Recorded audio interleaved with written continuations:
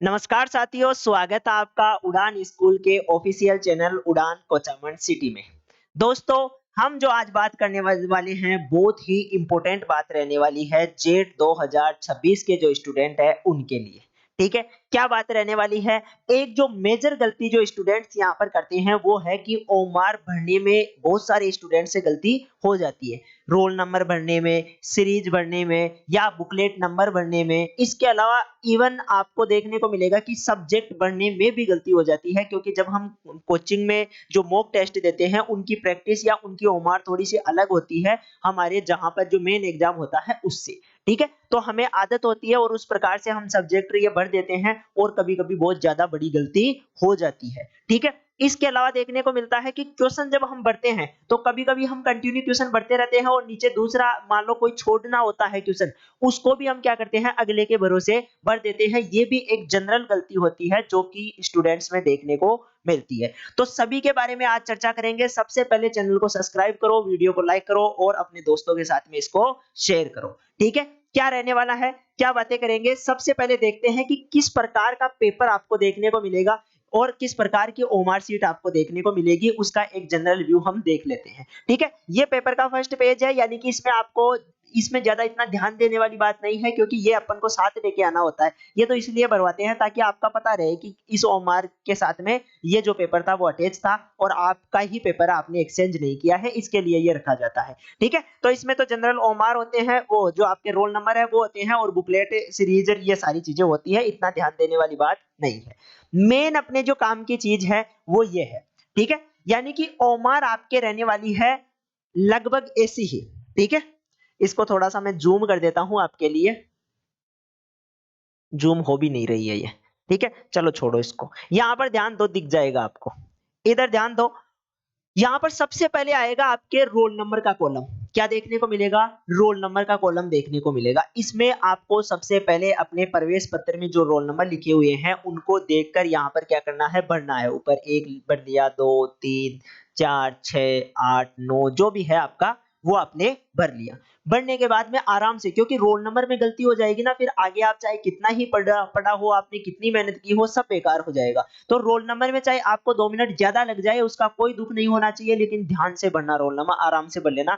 जल्दबाजी नहीं करनी है। ऐसा नहीं है कि जल्दी से भर के मैं पेपर खोल लूं और करने लग जाऊं, ऐसा कुछ नहीं करना है। आराम से आपको क्या करना है ताकि आपका जो दिमाग है वो भी थोड़ा रिलैक्स हो जाए। डायरेक्ट आप पेपर के ध्यान में रहोगे तो उसमें भी गलतियां करोगे। इससे अच्छा है एक बार बिल्कुल रिलैक्स हो जाओ और दिमाग को ऐसे कह दो कि हाँ मुझे क्या करना है, मुझे एक बार रोल नंबर ये अच्छे से भरने हैं, उसके बाद में मैं पेपर को देखूंगा, जो भी आएगा वो मैं देख लूंगा। ठीक है, तो उसको रिलैक्स करके रखो दिमाग को, हड़बड़ी में काम नहीं करना है। ठीक है, 2 घंटे हैं आपके, 2 घंटा खूब टाइम होता है। अगर हम ध्यान से, अच्छी तैयारी है हमारी और हम ध्यान से क्वेश्चन को पढ़ रहे हैं तो टाइम खूब है, कोई दिक्कत वाली बात नहीं है। ठीक है, आपने रोल नंबर के क्या कर दिए, गोले भर दिए। गोले में क्या होता है, कभी कभी ओमार 0 से स्टार्ट होती है और कभी कभी ओमार 1 से स्टार्ट होकर नीचे 0 रहता है, तो ये चीज भी आपको देख लेनी है। ठीक है, कभी क्या होता है, हम मान लो 0 है, 1 की जगह 0 भर देते हैं, तो ये भी ध्यान रखना है। और कभी कभी क्या होता है, 0 ऊपर ना हो के 0 नीचे होता है।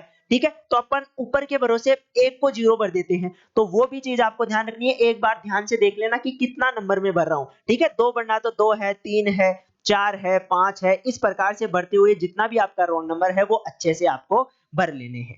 दूसरा जो ऑप्शन आएगा आपको वो होगा बुकलेट सीरीज। बुकलेट सीरीज आपको किस पे देखने को मिलेगी, आपके पेपर के ऊपर देखने को मिलेगी। ठीक है, उस पेपर के ताकि आपकी बुकलेट नंबर और ये जो दोनों सेम है, इसके लिए आप क्या करोगे, इसमें बुकलेट जो सीरीज है, ठीक है, नंबर नहीं है, ये बुकलेट सीरीज की बात है। इसका मतलब 4 सीरीज होती है पेपर की, उसमें से कोई सी भी आपके आ सकती है। ठीक है, तो कोई सी भी ए बी सी डी में से जो भी आपके पेपर पे लिखी हुई है सीरीज, बड़े बड़े अक्षरों में एक सी ए बी ऐसा लिखा हुआ मिलेगा, तो उसको देख के आराम से आप क्या करोगे, बुकलेट सीरीज लिख लोगे। इसके अलावा कैंडिडेट के साइन देखने को मिलेंगे और जो आपका इन्विजिलेटर है उसके साइन देखने को मिलेंगे, जो टीचर आएंगे उनके साइन देखने को मिलेंगे। इसके अलावा यहाँ पर एक बार कोड देखने को मिलेगा, जो पर्टिकुलर सबका क्या होता है, सभी ओमार सीट का अलग अलग देखने को मिलता है। इससे ही आपकी ओमार सीट स्कैन होती है, इसी से सारा फिक्स होता है कि ये किस पेपर के साथ में अटैच थी। ठीक है, आपका पेपर, आपकी बुक, जो आपका ओमार है, दोनों साथ में अटैच आते हैं, तो दोनों का एक ही सीरीज, एक ही नंबर होता है। ठीक है, इसके बाद में जो स्टेट है वो आपका मेनली सबका राजस्थान ही होगा। अदर स्टेट के बहुत कम स्टूडेंट होते हैं। अगर किसी का अदर स्टेट है तो आप अदर स्टेट भी लगा सकते हैं, ज्यादातर राजस्थान के ही होंगे। ठीक है, इसके बाद में मेन इंपॉर्टेंट चीज होती है आपके सब्जेक्ट। सब्जेक्ट में क्या ध्यान रखना है? सब्जेक्ट में ध्यान रखना है कि कौन सा सब्जेक्ट हम सबसे पहले कर रहे हैं पेपर में। ठीक है, मान लो एग्रीकल्चर कर रहे हैं तो एग्रीकल्चर वाला जो ऑप्शन है, क्योंकि 5 सब्जेक्ट है, अब 5 में से आपको करने हैं सिर्फ 3 सब्जेक्ट। कितने करने हैं? 3 सब्जेक्ट। अब भाई वो चाहे एग्रीकल्चर, बायोलॉजी और केमिस्ट्री हो सकते हैं, वो आपके मैथ मैथ भी हो सकता है। ठीक है, इसके अलावा फिजिक्स पीसीएम में हो आप तो फिजिक्स, मैथ और केमिस्ट्री हो सकती है। जैसे आपके सब्जेक्ट है उस हिसाब से आप क्या करोगे? 3 सब्जेक्ट, इनमें से कोई से भी 3 सब्जेक्ट के गोले लगा के आओगे। एग्रीकल्चर भर रहे हो, एग्रीकल्चर की गोला लगाया। बायोलॉजी का काम कर रहे हो, बायोलॉजी के गोले लगा दिए। और केमिस्ट्री में भर रहे हो तो केमिस्ट्री में गोला लगा के आपने क्या कर लिए? जो है सब्जेक्ट फिक्स कर लिए। ठीक है, कि ये सब्जेक्ट मुझे करने हैं। आई बात समझ में? जो आप गोला लगाते हो उसके नीचे उसी सब्जेक्ट के क्वेश्चन आपको भरने हैं। ऐसा नहीं है कि बायोलॉजी में एग्रीकल्चर के भर दिए, एग्रीकल्चर में बायो के भर दिए।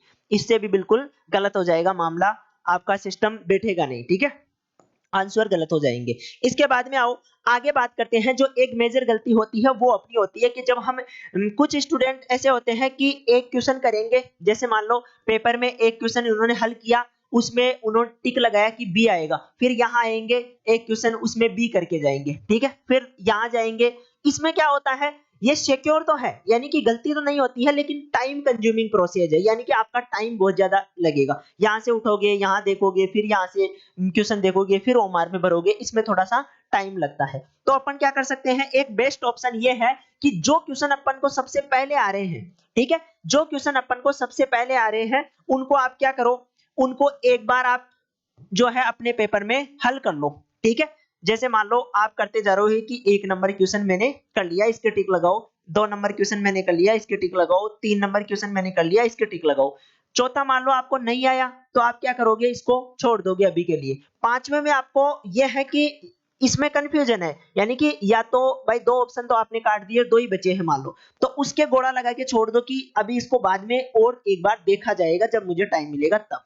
ठीक है, इस प्रकार से करते हुए 3 प्रकार की चीजें, 3 प्रकार के क्वेश्चन आपको डिवाइड करने हैं। जो क्वेश्चन आपने कर लिए उनके टिक लगाओ, जो क्वेश्चन आपको आगे सोचने हैं, एक बार विचार करना है, उन क्वेश्चन के गोला लगाओ। और जिन क्वेश्चंस को आपको बिल्कुल भी आइडिया नहीं है कि ये आज तक मैंने पढ़े ही नहीं है, देखे ही नहीं है, ऑप्शन मेरे देखे हुए ही नहीं है, उनको आप डायरेक्ट ही क्रॉस कर दो कि इसको तो मैं हाथ ही नहीं लगाऊंगा। ठीक है, ये टाइम बचाने की स्ट्रेटजी होती है, क्योंकि उस क्वेश्चन में आप घुसे रहोगे ना तो दूसरे क्वेश्चन का टाइम आप उसमें खराब कर रहे हो। तो उसके पहले ही क्लियर कर लो माइंड को कि ये तो मैं नहीं करूंगा, बाद में देख लेंगे क्या होगा क्या नहीं होगा। ठीक है, तो इस प्रकार से आप तीनों प्रकार के जो क्वेश्चन है वो डिवाइड करते हुए चले जाते हैं। और ऐसा आप लगभग आपके आधा टाइम, या हम कह सकते हैं भाई आधे टाइम से थोड़ा सा ज्यादा टाइम आप इस प्रोसेस में लगा सकते हो, पूरा पेपर एक बार पढ़ने में।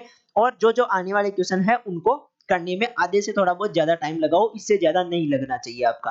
ठीक है, यहाँ तक की बात हो गई। इसके बाद में आओ, अब बढ़ते हैं हम ओमार। ओमार में क्या करना है? इधर एक एक क्वेश्चन देखना है। ऐसा नहीं है कि डायरेक्ट आप ऐसे देखते जा रहे हैं, हाँ 1 में बी, 2 में सी, 3 में डी, ऐसा नहीं करना है। ऐसा करोगे तो कभी कभी क्या होगा, बीच में क्वेश्चन छोड़ा हुआ होगा और आप क्या करोगे? यहाँ पर आके उस छोड़े हुए क्वेश्चन में अगले क्वेश्चन का देखकर क्या लगा दोगे? यहाँ पर गोला भर दोगे। ये एक जनरल गलती है जो कि स्टूडेंट से होती है। ठीक है, तो इसमें क्या करना है? इससे बचने के लिए आपको यहाँ पर पहले क्वेश्चन, भाई चौथे में दिमाग में रखना है कि चौथा क्वेश्चन मैं कर रहा हूं तो यहाँ पर आकर चौथे में ही वो गोला बनना है, दूसरे में नहीं बनना है। इसमें थोड़ा सा आप सावधानी रखेंगे, 10 मिनट ज्यादा लग जाएगी कोई बात नहीं है, लेकिन सावधानी से भरेंगे एक बार। सारे आने वाले जो क्वेश्चन है उनमें कोई गलती नहीं होनी चाहिए, क्योंकि बहुत सारे स्टूडेंट बाद में ऐसे कहते हैं सर ये तो मुझे आ रहा था लेकिन भरने में गलती हो गई, ये तो मुझे आ रहा था लेकिन टाइम नहीं मिला। तो उससे अच्छा है कि एक बार आप 5 मिनट ज्यादा लगा लो, 10 मिनट ज्यादा लगा लो, लेकिन आराम से ओमार भर लो, ताकि आपके ये तो हो जाए कि हाँ मैंने मान लो 70 क्वेश्चन किए हैं तो ये 70 क्वेश्चन तो मेरे श्योरली क्या है, सही है। तो ये तो हो जाए ना एक बार आइडिया भी, हाँ इतने क्वेश्चन तो मेरे ठीक हो चुके हैं। अब देखेंगे आगे जो है तुक्के कितने लगाने हैं कितने नहीं लगाने हैं, या मान लो यहां तक ही छोड़ के चलना है, वो आगे बाद के टाइम बच रहा है उस हिसाब से बात आपको करनी है। ठीक है, तो यहाँ तक की चीज हो गई। अब आपने ऐसे करके तीनों सब्जेक्ट के क्या कर लिए, एक बार मामला क्लियर कर लिया, एक बार जो आने वाले क्वेश्चन है वो आपने भर लिए। ठीक है, इसके बाद में मान लो आपके पास 20 से 25 मिनट या 40 मिनट आपके पास टाइम बच गया। ठीक है, इतना जनरली आपके पास अगर सही तरीके से आप कर रहे हो तो लगभग 40 मिनट या आपके पास आधा घंटा, लास्ट में आधा घंटा रह जाएगा। ठीक है, 1.5 घंटा आपको इसमें लग गया तो भी आधा घंटा रहेगा। ठीक है, अब ये आपने कर लिया। इसके बाद में क्या करना है, जब ये आधा घंटा बचता है तो वो जो गोले वाले क्वेश्चन थे, कौन से क्वेश्चन थे, वो जो आप गोले लगाते आ रहे थे उन क्वेश्चन पे चर्चा करो। ठीक है, यानी कि दिमाग को ये बताओ कि उसके आसपास की चीजें याद करने की सोचो कि ये पढ़ा हुआ था और ये सर ने ये बताया था। अगर बाई चांस वो आपके याद आ जाए तो या तो भाई याद आ जाएगा तो आप करोगे। ठीक है, या फिर एक काम ये कर सकते हो कि इसमें ऑप्शन काट लो। अगर आपको ये श्योर है कि इसमें ए नहीं आएगा और डी नहीं आएगा, ठीक है, यानी कि बी और सी में से क्या है, चांस है कि दोनों में से एक आएगा। यानी कि आप क्या कर रहे हो, 50-50% का चांस ले रहे हो। ठीक है, कितना ले रहे हो, 50-50% का, और ये लेना ही पड़ता है। ठीक है, सभी स्टूडेंट का ऐसा कभी नहीं होगा कि जितने आ रहे थे उतने ही मैं करके आया और मेरे सिलेक्शन हो गया। ठीक है, आपको ये इतना सा रिस्क तो लेना ही पड़ेगा क्योंकि सारे क्वेश्चन एज इट इज वैसे नहीं मिलेंगे जैसा आप पढ़ के गए हो, घुमाए हुए क्वेश्चन होंगे। तो उनके लिए फिर आपको ये वाला फॉर्मूला 50-50 वाला फॉर्मूला लगाना ही पड़ेगा। दो क्वेश्चन, दो ऑप्शन में आपको कंफ्यूजन है तो आप क्या कर सकते हो, रिस्क ले सकते हो और उसमें से दोनों में से आप एक करके आते हो। इसका मतलब आपके आधे क्वेश्चन सही होने के चांस है और आधे क्वेश्चन गलत होने के चांस है। यहां तक भी आप नेगेटिव मार्किंग काट के भी पॉजिटिव में ही रहोगे। जब तक आपके पास दो वाले ऑप्शन थे उनको आप करके आते हो तब तक।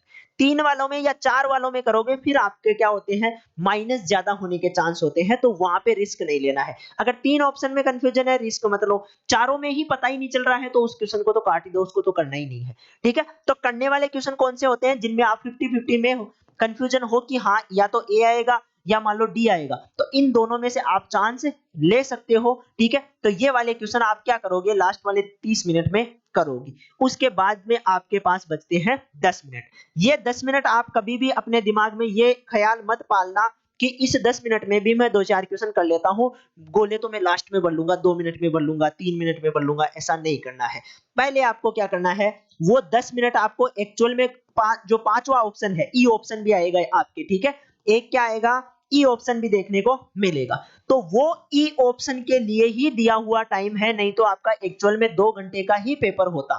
ठीक है, तो इस ई ऑप्शन का टाइम आपको नहीं चुराना है। ऐसा नहीं करना है कि इसमें भी मैं एक दो क्वेश्चन कर लूं, नहीं, ई वाला जो ऑप्शन है वो आप क्या कर लो, क्लियरली भर लो, जितने भी क्वेश्चन आपके बच रहे हैं उनमें से भर लो। हाँ, ऐसा हो सकता है कि मान लो ये भरने के बाद में भी आपके लास्ट में एक दो क्वेश्चन बच रहे हैं, ठीक है, और उनमें आपको ऐसा लग रहा है कि मैं इसको एक बार थोड़ा सोच के कर सकता हूं। ठीक है, तो वहां पे आप चांस ले सकते हो, बाकी मेरे हिसाब से तो वहां भी चांस मत लो। आप तो ये ई वाले जितने आपको आने थे आगे, अब ज्यादा दिमाग लगाने से कोई मतलब नहीं है। आप क्या करो, ये ई वाले ऑप्शन भर के 2 मिनट पहले बैठ जाओ। ठीक है, 2 मिनट आपके पास बच जाती है, कोई दिक्कत वाली बात नहीं है।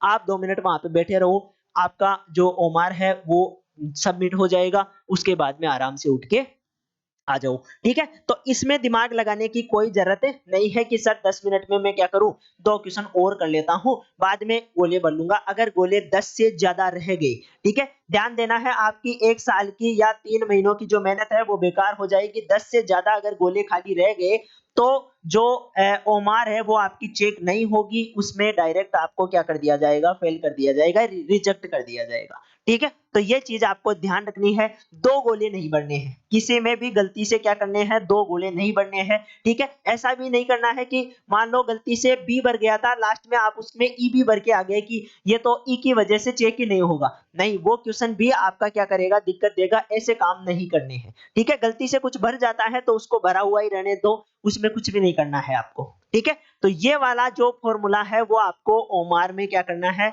अप्लाई करना है, और इस प्रकार से ओमार भर के आनी है, बिल्कुल शांति के साथ। कि जो होगा देखा जाएगा ऐसा सोच के, ठीक है। घबराहट होना स्वाभाविक से है, हम भी कहते हैं कि हाँ बिल्कुल शांत रहना है, घबराहट नहीं रखनी है, लेकिन हमें भी होती है। जब हम मान लो पेपर देते हैं या हमने कभी जेट का पेपर दिया था तब हमें भी घबराहट हुई थी। हजारों बार जो टीचर्स हैं उनके कहने के बाद भी घबराहट होती है, हम जानते हैं इस बात को, लेकिन फिर भी अपने दिमाग को क्या करना है, समझा के रखना है कि कुछ नहीं होगा, जो होगा अच्छा होगा, मेरी तैयारी अच्छी है, खुद पे विश्वास रखना है, ठीक है। आई बात समझ में? ये सारी चीजें आपको क्या करनी है, वहां पे अप्लाई करना है। और इन सबको अप्लाई करने के लिए आपको 2 मिनट या 3 मिनट पहले वहां पे, क्योंकि टाइम तो खूब मिलेगा आपको वहां पे, जब आप टाइम पे चले जाओगे सेंटर पे, उसके बाद में आपके चेकिंग वेकिंग हो हुआ के लगभग 15-20 मिनट या आधा घंटा तक आपके पास बचेगा, ठीक है। तो उस टाइम में आराम से अपने आप को बिल्कुल स्थिर रखे और दिमाग को बिल्कुल शांत रखे, ठीक है। गहरे सांस ले सकते हैं जिससे आपको ज्यादा से ज्यादा ऑक्सीजन मिले और शरीर क्या रहे, स्थिर रहे, ठीक है। तो ये वाली चीजें आप वहां पर टैक्टिक्स जो है लगा सकते हैं ताकि परीक्षा में आपका वो गलतियां ना हो जो कि जनरली देखने को मिलती है, वो गलतियां आप ना करो, ठीक है। तो ये रहा आपका बेस्ट वीडियो जो कि ओमार पे बना हुआ है। इस वीडियो को ज्यादा से ज्यादा जो स्टूडेंट्स हैं उनके साथ शेयर करो ताकि कोई भी इसी प्रकार की गलती ना करे। अब हम एक वीडियो और बनाएंगे जो कि आपका एग्जाम हॉल में की रणनीति से संबंधित है, उसको भी हम जल्दी ही अपलोड करेंगे, तो उसको भी आपको देखना है। मिलते हैं नेक्स्ट वीडियो में, तब तक के लिए धन्यवाद।